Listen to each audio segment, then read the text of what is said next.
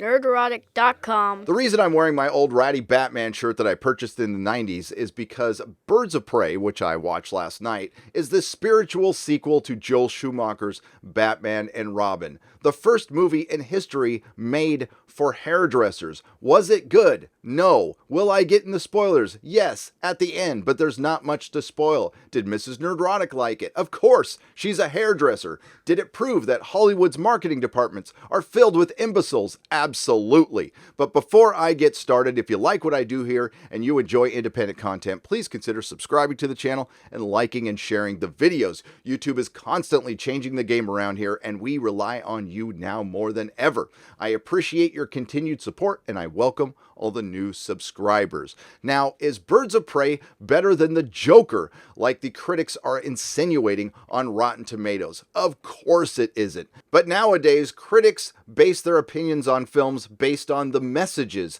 and the themes instead of the actual plot and story, or whether they were entertained. I've gone over this pretty well in all of my Rotten Tomatoes videos. You can check out the playlist right here. It clearly was not made for your average comic book fan, and with a couple of little tweaks, it could have been a better movie. It could have been more entertaining, and initially, even if you didn't change a single thing in the plot, if you would have made some costume changes and held off on your fake woke marketing, you might have had a better opening. According to Deadline, it's tracking $4 to $5 million for the Thursday night opening, just under Shazam.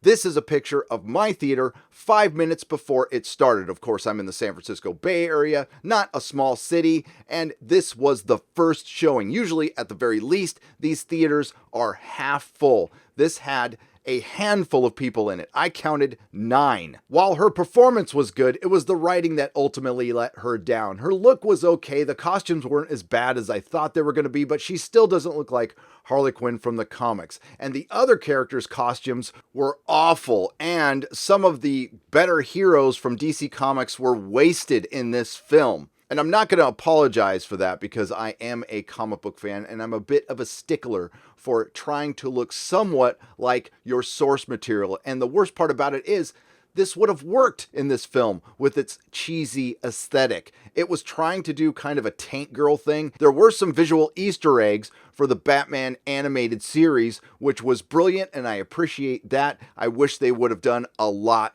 more. There was nothing necessarily wrong with the performances. Rosie Perez was pretty good as Renee Montoya. Mary Elizabeth Winstead, of course, Ramona Flowers from Scott Pilgrim, was okay as the Huntress. Jessie Smollett's sister was okay as somebody calling themselves Black Canary. The Cassandra Cain character was competently played. Ewan McGregor did a decent, flamboyant Black Mask, and Victor Zsasz was okay, but utterly wasted. All these characters were two-dimensional background props for Margot Robbie. Ultimately, the film is forgettable, and it's another missed opportunity for DC Comics. Casting has never really been their problem. It's having confidence in their own characters, and this has been a problem with DC Comics since they were purchased by Warner Brothers so many decades ago. They don't believe in their own source material within the comic books, and this is carried over into the films. This is the same situation with Henry Cavill.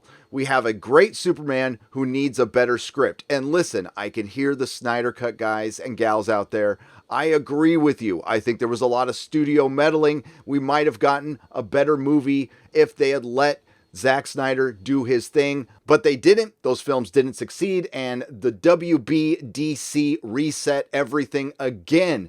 And this is the same company that made The Joker, a film that did change everything, but typical DC, one step forward, two steps back. Here comes Jar Jar Abrams. Now, was this film filled with the political correctness, identity politics, and overall elite Hollywood wokeness? Not necessarily. Did it deliver on the promise of being a study in misogyny? Absolutely, especially through the characters of Black Mask and Victor Zsasz. All the men were either sociopaths, duplicitous, or dumb. I think you could lump the producers of this film in with the imbeciles from the marketing department because they don't understand their source material and they don't care about what could be one of their most popular characters. As a lifestyle brand, Harley Quinn outsells every DC character except for Batman. But this is where this film falls woefully short because there was no real effort put into it. It was supposed to be quirky and stylistic, and it barely does that. And considering this is supposed to be a female-directed, female empowerment film, they had to bring in Chad Stahelski from John Wick to help direct the action scenes. What are the optics of that? And they dialed down the misogyny. Apparently, they changed a portion of the plot and reshot the film. The MacGuffin that they are chasing throughout this film used to have dick pics that Black Mask wanted back, hidden inside it. It looks like that was, for lack of a better term, cut out. I've never seen any of Kathy Yan's other films, so she might have been the perfect person for this, and maybe it's meddling that caused this movie to be basically paint by the numbers. And that's the trick with a quirky, stylistic film. Ultimately, they're supposed to be funny, not a series of characterized, on-the-nose scenarios like you were checking off a top 10 list. And when you bring in creatives who don't understand or don't take the time to understand the source material, you get the Birds of Prey and the emancipation of Harley Quinn, blah, blah, blah, when you should have had Harley Quinn and Poison Ivy in a film that's a visual homage to Batman the Animated Series, to Paul Dini and Bruce Timm's work. That would have appealed to the comic book fans, and stylistically, that would have appealed to all the people who know Harley Quinn through Hot Topic. As everyone knows, Harley Quinn is DC's Deadpool, and it should have been as funny, and it wasn't, and it was barely a rated R. It's almost like they added some violence just so they could get that R rating, because that's how studio executives see the world. That's how they've always seen the world. They don't really look into the details. They just see, hey, Joker was rated R and it was a comic book villain. It made $1 billion. Let's make a rated R film with a comic book villain and make another $1 billion. It doesn't work like that.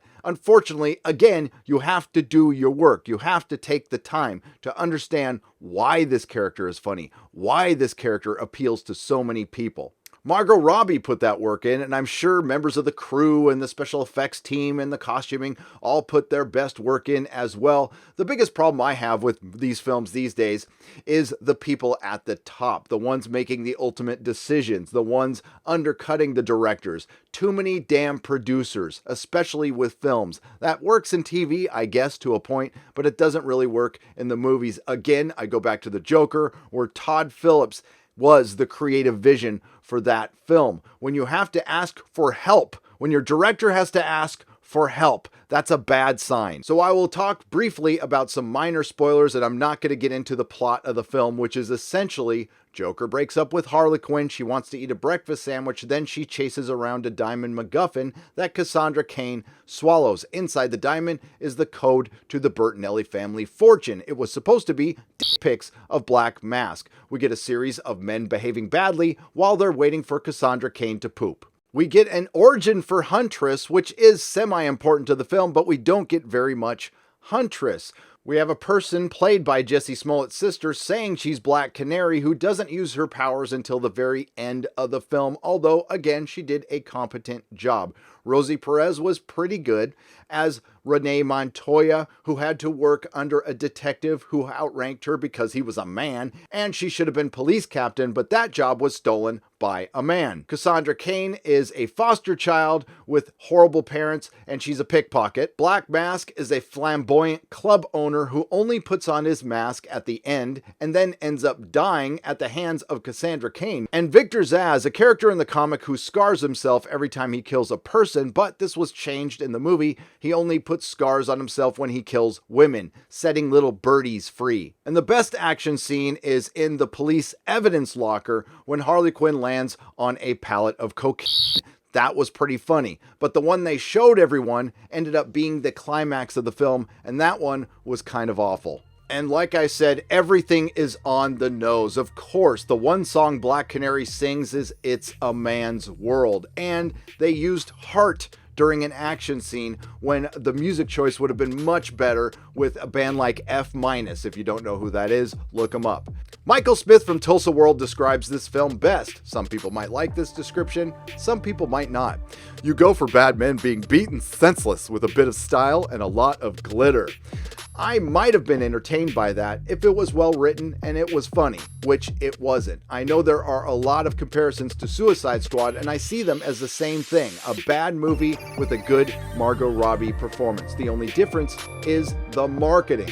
That fake, woke, adversarial, virtue signaling marketing that, whether you intended to or not, alienates a large portion of your fandom. Why? Because a large portion of your fandom has been called ists and phobes by the access media, the critics, and sometimes actors and creatives. So what the hell do you think is going to happen?